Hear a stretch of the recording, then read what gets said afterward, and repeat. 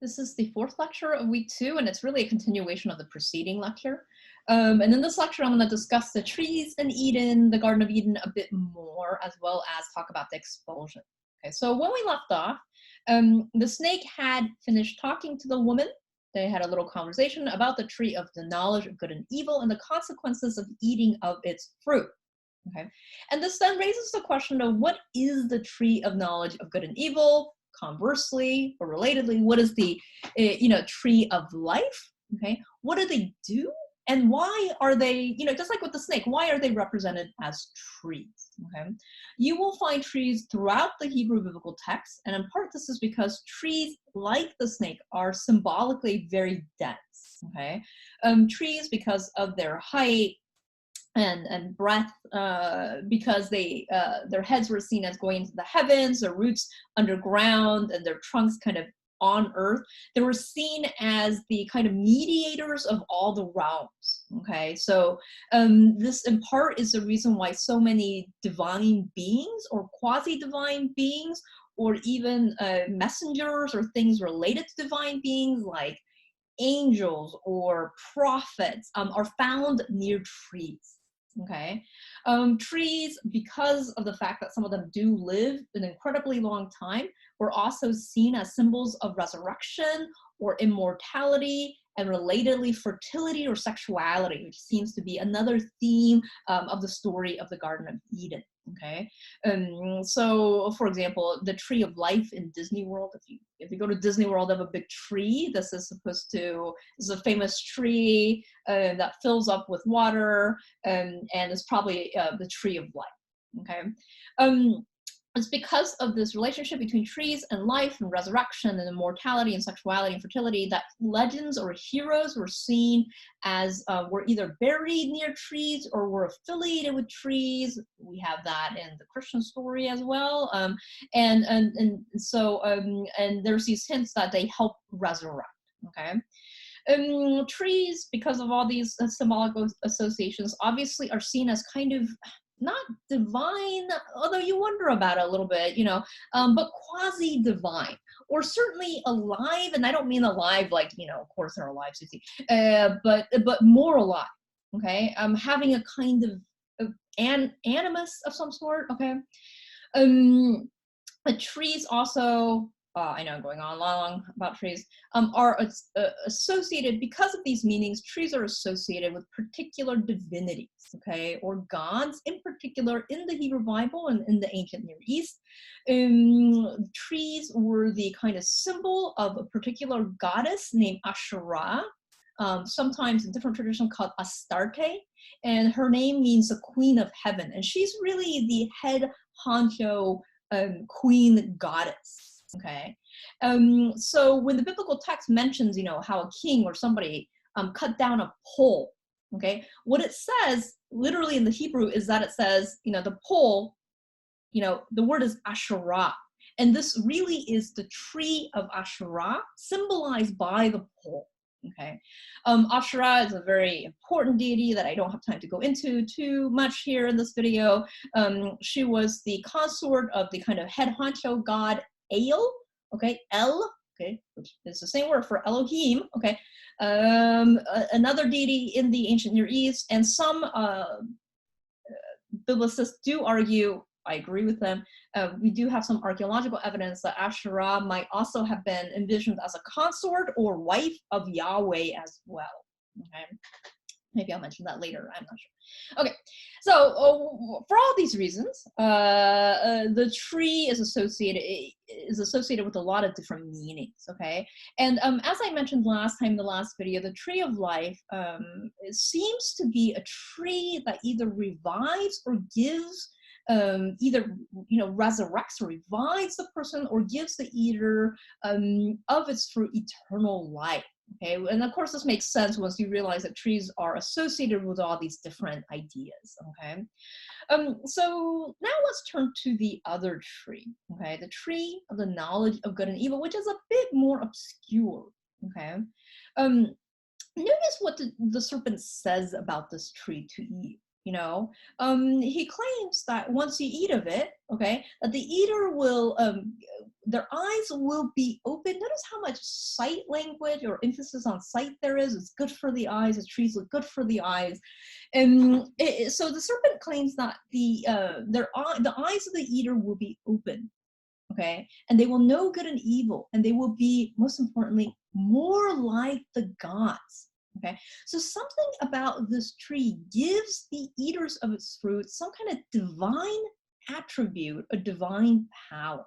Okay, um, now in one of your assigned readings, which I would again encourage you to read, the Milgram's piece, okay, Milgram spells out, and I think with a good deal of evidence, that, you know, that the knowledge of good and evil really is very specific knowledge, okay, and that it's a euphemism for sex, okay, and indeed, if you go on, you know, in the reading of the Hebrew Bible, one of the euphemisms to describe sexual intercourse is that somebody knew somebody. Usually it's the man who's doing the activity. Jacob knew his wife. Okay. So knowledge is a kind of euphemism, okay, for sex or sexuality. And of course here too, the knowledge of good and evil tends to be about sexuality and fertility, okay? And this is evident by what happens after the humans eat of the fruit of the tree of the knowledge of good and evil, okay? And this is found in Genesis 3, I have verse 8 or verse 7 and 8. The eyes of both of them were open, and then they knew that they were naked, and so they sewed fig leaves together and made loincloths for themselves. Okay, notice what happens. Their eyes are open, so they are getting some kind of knowledge, just as the serpent said. But notice what they realize. They realize that they are naked, okay? And more importantly, they realize the implications of that nakedness, okay? And there may be some shame involved, okay? It almost seems like as that when they eat of this tree, they progress from being a child, okay, who has some semblance of society and sexuality, to becoming adults or adolescents, okay? So the knowledge of good and evil is a very particular kind of knowledge, okay? Now notice also what the serpent says, okay, that the eating of this tree will not only open their eyes so that they know good and evil, which, as I just said, is probably a euphemism for sexuality, but that this somehow will make them like the gods, okay? And this is in part why I think gods, the plural is a better translation here than God, which is a little awkward.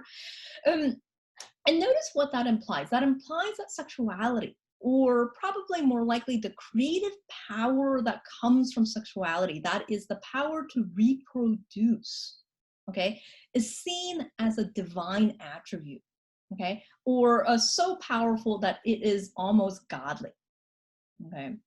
And this is the reason, likely, why God or the gods, and as I keep kind of hinting, it does seem like a more polytheistic, there's somebody up there with God, okay, or the God, okay, whatever. And the fact that this tree, that sexuality is linked to a kind of divine power, okay, this explains why God or the gods in this story gets rather uneasy about human access to this power, okay? If they eat of this fruit, these humans, as the serpent rightly notes, are one step closer to being like the gods, okay? Indeed, there's only one tiny thing that separates them from being exactly like the gods, okay? Everybody know? And this is, remember, they can't live forever, right? Notice what the gods have, okay? The gods also seem to have the knowledge of good and evil, i.e. have sexuality, meaning what they can creatively reproduce, okay? And this is, of course, seen as a great power, okay? Notice what else separates humanity from the gods. They also, while having this power, also can live forever. Okay, and it seems to be this fear that the humans, now that they even have eaten of one tree, will reach out and eat of the other tree and therefore become exactly like the gods, no different from the gods. It seems to be this fear that leads to them being kicked out and leads to them being able to die. Okay. Again, I just want to emphasize there is no morality here. The desire, to eat from the tree is not seen as evil, nor is being kicked out seen as evil, right? It's not quite, this kind of judgment is not here. That's really been imputed by later interpreters, okay, who really read the text, some would say manipulated the text, the reading of the text, to support their own theological assumptions, okay? Going backwards, okay, sorry. The humans, in other words, and this is supported by the text in Genesis 3, verse 22, are kicked out so as to protect the boundaries between the gods and humanity. Okay, and you'll find this theme over and over again in the primeval history, Genesis 1 through 11. Okay, this is a big theme of this text, okay, these texts. Okay, so Genesis 3:22. Then the Lord God said, behold, okay, this is, okay, behold, or pay attention. This word is untranslatable, but fine. The humans have become like one of us, knowing good and evil, and now lest he put his hand and take also of the tree of life and eat and live forever. Therefore the Lord God sent him forth from the Garden of Eden to till the ground from which he is taken. Okay, so notice Genesis 3:22 spells out exactly why they are expelled, okay, and exactly why humans die. Why do humans die, right? Because they got kicked out, okay, and they got kicked out before they can eat of the tree of life. Okay, and not only that, because they are barred from accessing the tree of life. Why? Because later in the text we realize he puts like a guard angel with a flaming sword in front of it to make sure that humans can't get access. Okay, that is he, God, so that humans can't get access. Okay, that is what that is why humans die. Okay, but notice again, there is a lack of judgment. They don't say that it was bad for humans to eat of it. It only states that the gods were afraid that the humans would do this. Okay, why? Again, because if they were to have eaten from both trees, the line between the gods and humans, okay, would have become blurred, okay, or would overlap entirely. Okay, now this story also, in complicated ways, of course, links sex with death. It links sex with this kind of divine power to reproduce, but it also links sex with death, right? It's because they eat of the tree of the knowledge of good and evil, which is really about sexuality, that they get kicked out, and that's why they die, right? So, there's this kind of long, complicated link. Now, the linkage between sex and death is a common metaphor, right? Probably because of the fact that death is the opposite of life, and so you have this nice kind of duality. Sexuality leads both to new life, okay, and its opposite, okay, or it's associated with this opposite, the end of that life, okay, death. Okay. There is a second idea also here evident in the story, that sexual knowledge, okay, leads to what is the beginnings of normal human society. Okay, where humans work, they live, they procreate, they suffer, and they die. Okay, so to see this, okay, let's, you'll see at the end how all these things come about as a result. Okay, now let's go back to the woman. Okay, if the problem is that the gods are afraid that humans will become too powerful, too godlike, okay, as a result of eating from both trees, what is the significance of the woman being the first to reach out and take of the fruit of the knowledge of good and evil? Okay, why is it a woman? Okay, and is it negative? Should we read this negatively? It certainly has been, like I said, read negatively. But why would would the writers have had other reasons why they wanted to portray the woman as the first one to reach out and take the fruit? Well, of course, right? Well, why? Because if the knowledge of good and evil is a euphemism for sexuality, right? And if in eating it, it gives you the ability to reproduce. Of course, women, because they're the ones that get pregnant, right, would be more closely linked to this. Okay, and it makes sense, of course, that like I said, it's women who get pregnant, so it makes sense that the ability to reproduce would be more strongly correlated to women.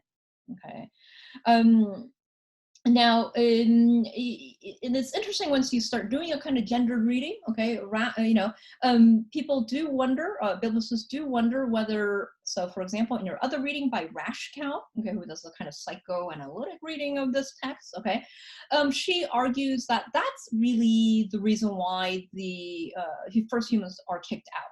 It's because, the gods or God, um, are very, very, very fearful of the reproductive powers, this kind of divine power to reproduce, not necessarily of Adam, whatever, with Adam, but it's of the woman in particular. That's what he's especially afraid of, and that's why they are kicked out. Okay, of course, the fear of women's power, or especially reproductive power, in part also explains the history of interpretation of this text, especially in the Christian tradition. Okay, it is not a surprise that this story in particular has been used or has been interpreted as a way to belittle women. Okay, and to really, say that they're the fall guys for all the things that have gone wrong in humanity. Okay, notice that that the reading, the interpretation, right, also plays an enormous part in these kind of these misogynistic ways to kind of belittle women. Okay, okay. So with that in mind, let's turn to the expulsion. Okay. Again, the thing for which women are blamed in traditional interpretations of this story. Okay. And so let's turn to a slightly different question about the fall. Okay. Should the story be really considered the fall? Okay. And are women really to blame for all of this? Okay. Is all of this bad? Okay. Okay. Now, like I keep saying, I know it's a little repetitive, right?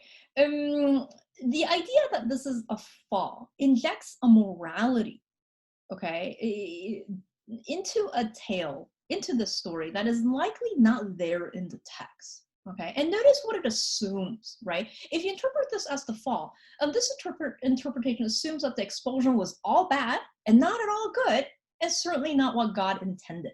Okay, but as I've been hinting, that's one vision of this text, one vision of the story.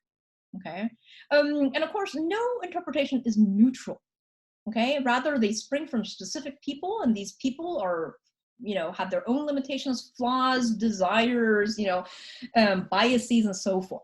Okay, so you want to now sort of try to free yourself from all of that. I know it's quite difficult. Okay, and try to read the biblical text anew. Okay, so should this event be considered the fall? Okay, and if it is, let's say, okay, so let's assume this is the fall, this is all bad, bad things happen. Okay, fine. And if it's really bad, where the heck is the man while the serpent is talking to Eve and this whole thing is going down? Okay, shouldn't he be protecting the woman, or trying to kill the snake, or arguing against the snake at least, or guarding the tree, or whatever they do? Okay, well, interestingly, the text, interesting question, the text tells us where the man was while this whole thing was going down. Okay, and this is Genesis 3:6, and I'm going to read what it says in the Hebrew, or I'm going to give you the translation of the Hebrew, which is going to be different from what some of you have. Okay, when the woman saw, Genesis 3:6, when the woman saw that the tree was good for eating and a delight to the eyes, notice sight, emphasis again, and that the tree was desirable to make one wise or skillful or smart, she took of its fruit and she ate, and she gave it also to her man, who, here's the location, was with her, and he ate. Okay. Some translations, like the Vulgate, which is the Latin translation of the Hebrew Bible, leave that part out. right? And so why does it leave that who was with her part out? Well, right? Notice that if you add that in, which is again there in the text, okay, you get some very different ideas. Well, you get a lot more information about this man. Okay. If the man was with her, as the text states, okay, and this is why it's so important to read what it actually says, okay, kind of listening in while the woman and the serpent are having this little conversation, okay. Notice what this means. Notice how he doesn't say anything. Okay, he doesn't say, "Oh no, hey woman, you got that information wrong." He doesn't try to protect her. Okay, he's either passive or doesn't care, or here's another slightly different reading. Okay, he is as curious about the fruit of this tree as the woman is. Okay, but unfortunately, God has warned him that it might be poisonous, it may cause death. Okay. But it doesn't mean he's not curious. And luckily for him, he has this now other created creature who will act as his taste tester. When she eats of it and doesn't die, well, notice how it's only then that he takes of it and eats as well. Okay. Just a side note, the fruit has been identified as an apple, like in artwork and stuff, because the Latin word for apple, malum, is a homonym with the word for evil, malum. Okay, so that's why it's an apple. Okay. So Adam or this man, not wholly faultless, but okay. So let's go back to this other question. Is it really the fall? Okay, so let's say, but they were both curious, everyone has equal share of blame, whatever. Okay, and is this really the fall, and who is to blame? Okay, and most importantly, what does God want to happen?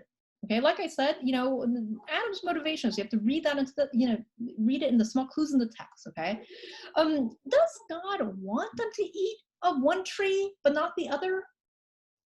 Did he, what was his intention? Did God want them to eat of the tree of the knowledge of, just the tree of life, but not the knowledge of good and evil? And if so, why doesn't he say so? Also, why doesn't he show up when this whole serpent conversation happens? Okay, and like I said before, who let the serpent in the first place? Right? Also, how does the serpent know all this stuff? Who told him? Okay, and some of the answers to these questions only make sense when you drop the idea that the story is about the fall and about original sin. Okay, an idea that is pretty freaking dubious anyways. Okay, it's a little bit more supported in the New Testament text. You can ask your New Testament professor about it next semester. Okay, original sin and so forth. Okay, notice what happens when the humans eat of the fruit. What is entailed in their punishment? Okay, birth, working for food. Okay, death. Okay, in other words, the cycle of a normal human life. Okay, the effect of eating this fruit, okay, is life as we know it, civilization. Okay, life with all its glories, food and work and children, and all its non-glories, pitfalls, food and work and children and death.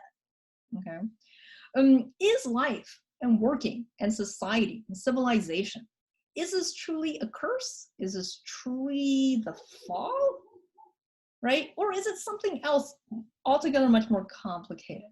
Okay, it may simply just be life with all its ambivalences, okay, its difficulties, its terrible beauty. Okay, and indeed, isn't is any other outcome to this story possible?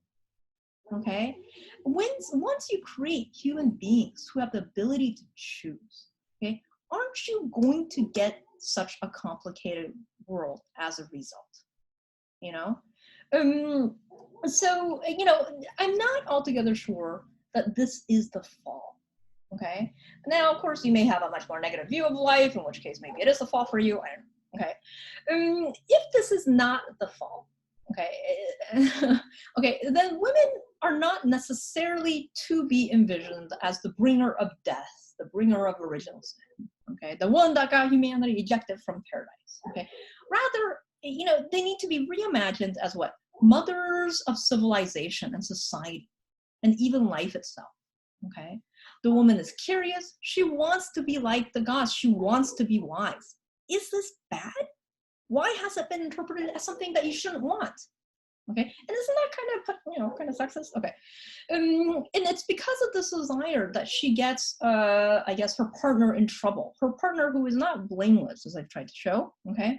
And in so doing, she brings about civilization, right? And it fits with these long, this kind of frequent theme in myth that women are the ones who socialize men. Okay, they're the ones that make them put on a clean shirt and take a shower, right? And therefore, in so doing, bring about civilization. And this story really kind of also plays with the same things. Okay, um, uh, the fact that this is probably not imagined by the biblical authors as the fall is shown by the fact that the word curse is only used once. It's never used with what happens to the human beings. It's only used to describe what happens to the serpent, okay, who loses his legs as a result of what he does, right? And the serpent really seems to be kind of the fall guy. Okay, well, how is he the fall guy? Well, whether he's a fall guy or not depends again on this question of what is God's motivation? What does God want to happen? Okay, and like I said, there's some questions about his motivations or some hints that maybe God either wanted what happened to have happened or were very confused about what he wanted. Okay, as I said, why would God create this perfect structured world and then immediately create something that would introduce chaos, like human beings who have a will? Okay, why create something that has the ability to choose? Okay, one answer is, and one reading is that God is actually very ambivalent. Okay, notice that the story moves or is about this movement from childhood innocence, okay, to knowledge and sexuality, to the departure of the couple from the garden so that they can get jobs and work for their food and have babies. Okay, in other words, one way to view this tale is not necessarily as about humanity's fall, okay, but really as a story about humanity's growth or the natural cycle of human life, okay, from as they move from childhood to adulthood. Okay, if this is about that, then it's very clear why God is ambivalent, okay, or why God's motivations seem quite mixed or obscure here. Okay, does God want humans to develop? If God is imagined as a parent, does he want Adam and Eve to stay in the garden forever in this childlike state, not knowing they're naked, kind of just hanging out? Okay, or does God want them to grow up, start dating, move out of the house, get a job? Okay, if you're a parent, what do you want? you know, Probably both, depending on, or maybe one more than the other, depending on what's going on. So if you read this from the view that God is a parent, you can see why God himself might be a bit ambivalent. Okay. And so this is not really about the fall, right? But but about human life. And also, when you throw kind of God in there, the complicated and messy relationships that humans have with their God, okay, as a result of their progression or development through this life. Okay. All right, guys, thank you.